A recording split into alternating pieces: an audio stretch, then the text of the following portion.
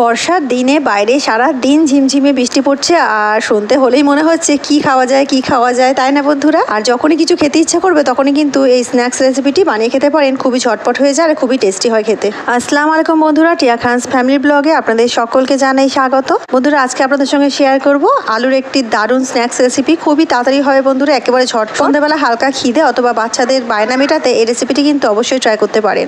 রেসিপিটি কিন্তু দারুণ হতে চলেছে আর খেতেও কিন্তু দারুণ স্বাদ। বাইরে একদম মচমচে আর ভিতরে কিন্তু সফট, দারুণ খেতে বন্ধুরা। যে কোনো টমেটো সস বা চাটনির সঙ্গে আপনারা এটা খেতে পারেন।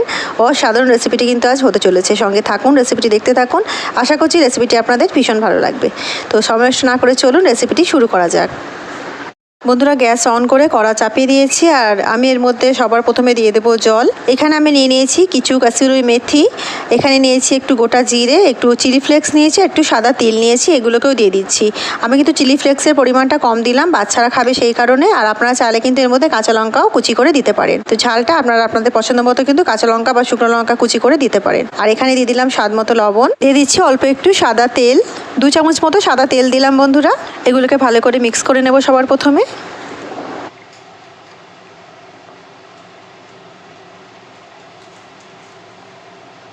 এবারে বন্ধুরা এর মধ্যে আমি দিয়ে দেব 1 বাটি সুজি।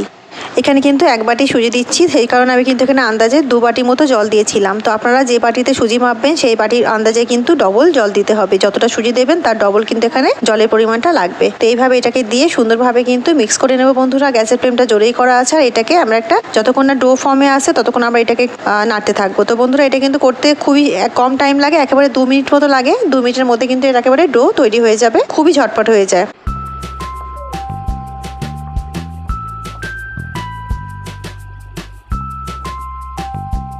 বন্ধুরা দেখুন কি তাড়াতাড়ি এটা ডো তৈরি হয়ে গেল আর কড়া থেকে কিন্তু ছাড়তে শুরু করে দিয়েছে। তো এইভাবে যখন একটা ডো হয়ে যাবে গ্যাসের ফ্লেমটাকে অফ করে দিতে হবে, দিয়ে এটাকে একটু ঠান্ডা করে নিতে হবে। তো বন্ধুরা দেখুন এখানে আমি কিন্তু আলু সেদ্ধ করে রেখেছিলাম। এখানে আমি 4টে আলু সেদ্ধ করে রেখেছি মিডিয়াম সাইজে, সেটাকে আমি ম্যাশ করে নিয়েছি, ম্যাশ করে একটু ঠান্ডা করে নিয়েছি। এর মধ্যে আমি ডোটাকে দিয়ে দিচ্ছি আর ডোটা কিন্তু এখন গরম আছে, একটু ঠান্ডা করতে হবে। ডোটা যতক্ষণ ঠান্ডা হচ্ছে ততক্ষণ আমি চলে যাচ্ছি মাগরিবের নামাজ পড়তে। তো বন্ধুরা আমি ফিরে এসেছি আর ডোটা কিন্তু ঠান্ডা হয়ে গেছে। তো আলুর সঙ্গে কিন্তু ভালো করে এটাকে মাখিয়ে নিতে হবে। আর যেহেতু ডোটার মধ্যে কিন্তু আমি লবণ ইউজ করেছি কিন্তু আলুটার মধ্যে কিন্তু কোনো লবণ ইউজ করিনি, সেই কারণে এখানে একটু স্বাদ মতো লবণও আমি দিয়ে দিচ্ছি যাতে পারফেক্ট লবণটা হয়। তো অবশ্যই কিন্তু আপনারা এই সময়টা লবণ দেবেন। যারা নতুন বানাচ্ছেন তারা কিন্তু একটু এই সময় লবণটা দিয়ে চেকে দেখে নিতে পারেন পারফেক্ট হয়েছে কিনা, তাতে কোনো অসুবিধা নেই। আর আপনারা চাইলে এই সময় কিন্তু এতে ধনেপাতা কুচি আর কাঁচা লঙ্কা কুচিও দিতে পারেন।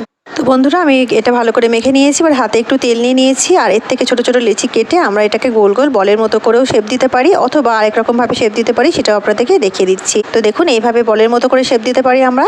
ইচ্ছা করলে কিন্তু এইভাবেও শেপ দিতে পারেন আপনারা গোল গোল করে, অথবা বেশি করে হাতে করে তুলে নিয়ে আর এইভাবে কিন্তু লম্বা করে আর ছুরির সাহায্যে এগুলোকে কেটে কেটেও কিন্তু আপনারা শেপ দিতে পারেন। দেখুন এইভাবে খুবই সহজ, এটা কিন্তু খুব তাড়াতাড়ি হয়ে যায়। তো আমি কিন্তু এইভাবেই বানাবো সব কটা, শুধু আপনাদেরকে দেখানোর জন্য গোল গোল করেও দেখিয়ে দিলাম। তো বন্ধুরা দেখুন বেশ খানিকটা কিন্তু আমি কেটে নিয়েছি, এখানে 1 থালা হয়ে গেছে। তো এগুলো আপনাদের ভেজে দেখিয়ে দেবো আর বাকিটা কিন্তু রেখে দেবো আমি। অনেকটাই কিন্তু হয়ে গেছে বন্ধুরা, এর দিয়ে কিন্তু অনেক স্ন্যাক্স হবে। আমি একটু বেশি করেই বানিয়েছি ইচ্ছা করেই, কারণ আমার প্রতিবেশীকেও একটু দেবো সেই কারণে। বন্ধুরা ওইগুলো আমি পরে ভাজবো, আগে আপনাদেরকে ভেজে দেখিয়ে দিই এগুলো যে কীভাবে আপনারা স্ন্যাক্সটা বানাবেন।